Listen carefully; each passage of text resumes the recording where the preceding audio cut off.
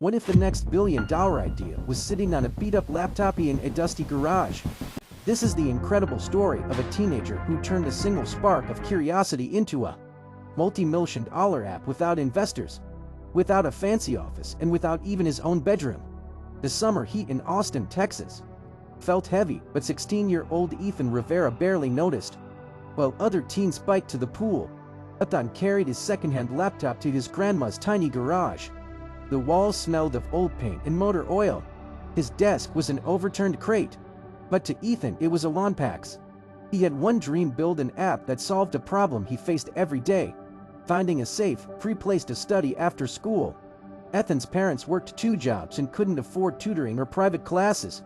He taught himself coding from free YouTube tutorials, line by line, error by error. For weeks, he failed, apps crashed, code broke, frustration grew. Sometimes he wanted to quit, but his grandma would peek in, handing him a plate of tamales and whispering, "Remember, Mio, every big tree starts as a tiny seed." Her words kept him typing late into the night. After months of trial and error, Ethan built StudySphere, an app that connected students to free public study spots, open libraries, and safe cafes in real time. The first version was simple, just a map with pins, but it worked. He shared it with a few classmates.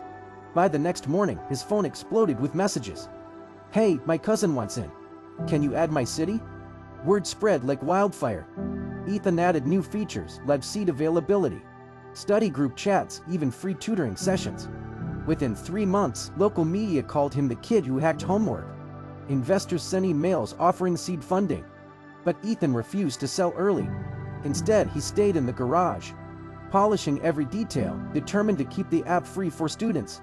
One night, while refreshing the app's analytics, Ethan gasped, 1 million downloads. StudySphere was no longer a side project, it was a movement.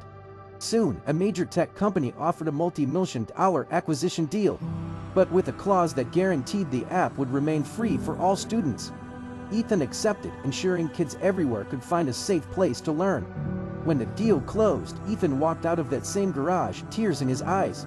Not because of the money, but because of what it meant. A teenager from an ordinary family had built something extraordinary. Proof that big dreams don't need big budgets.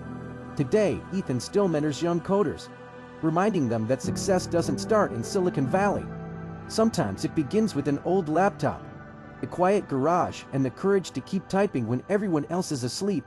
If you find this video interesting, subscribe for more life-changing stories.